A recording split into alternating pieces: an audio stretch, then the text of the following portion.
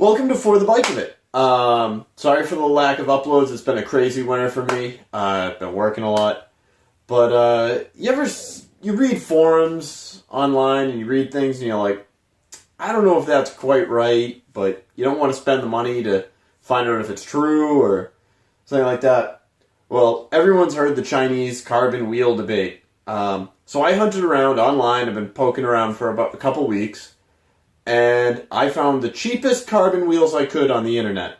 Not the people that are like, carbon wheels are the exact same. And then when you actually break down their wheel build, they were $2,300, even though they're made with a Chinese rim and it's got a DT180 hub, which are $400 or $500 by themselves. So I found the cheapest, truly carbon wheels I could find online, and I want to see if they measure up. So I got them right here in the box. They just showed up a few minutes ago. So let's take a look at them. So we'll pull them out here and see what we got. Alright, so here they are. Their claimed weight is 1,503 grams. It says plus or minus 20 grams. I'm going to go out on a limb and say they're a bit more than that. They still feel very light. These are not a super aero wheel, because I live in a very windy area, so I wasn't going to get 88 centimeter deep wheels. And I do more climbing. But I will say the hubs feel very smooth, and they did come with bladed spokes. They're laced properly for having bladed spokes. And the front is radially laced. And it came with a box here with brake pads, stem extenders, and a full manual, and a 2-year warranty. So I'm going to put these on a scale and see what they actually weigh. Maybe it's just me. Maybe I'm just weak. And 1,500 grams feels like more than I thought it did. But let me weigh them up and see what we get. So after weighing the wheels, the front wheel was 674, and the rear was 890, coming to a total of 1,564. And I'm not going to try and claim that I guessed that it was 64 grams more than they claimed. I don't think I was that accurate, so I'm going to, within that small of a weight variance, I'd say that, they were spot on at 1,560, with the actual being 1,564 grams. And probably if I took the rim strips out, which came pre-installed on the rims, they'd probably be spot on 1,500 grams.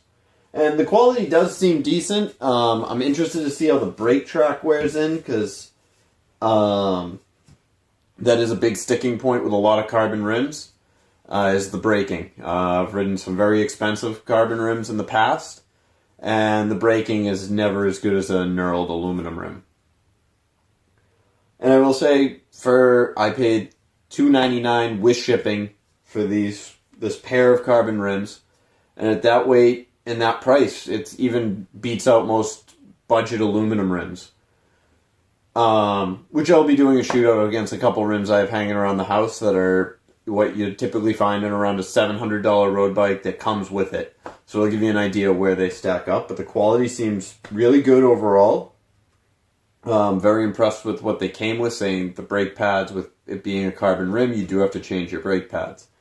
That all being said, I've used and handled, from working in shops and things like that, and over the years, I've been around Zip 404s, some of the higher-end Mavic Cerium wheels, and things like that.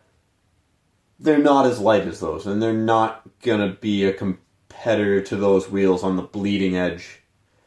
These aren't the same as a $3,000 wheel set, whatever the internet says. But that also being said, this isn't for the average person that's going out riding 2-3 days a week. Is this going to be a bad purchase? No. If you bought a $1,000 up to probably $1,000 road bike, maybe even $2,000 road bike, and you're looking for an inexpensive upgrade, maybe you want a little better handling, a little stiffer, or just a new set of wheels, this could be a really good option for you. And these are going to be going as part of an upcoming project. The old Steel LA, you can see her tucked in back there. Last year we put new handlebars, stem, kind of updated it a little. This year we're going all in. It's going to get a 1x11 drivetrain, new wheels, modern crankset, and just make it more capable as a bike that is now approaching 20 years old, but has a great ride quality being a steel bike.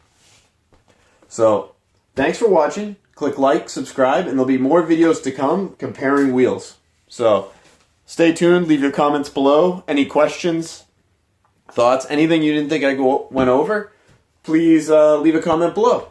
Thanks. Are we on?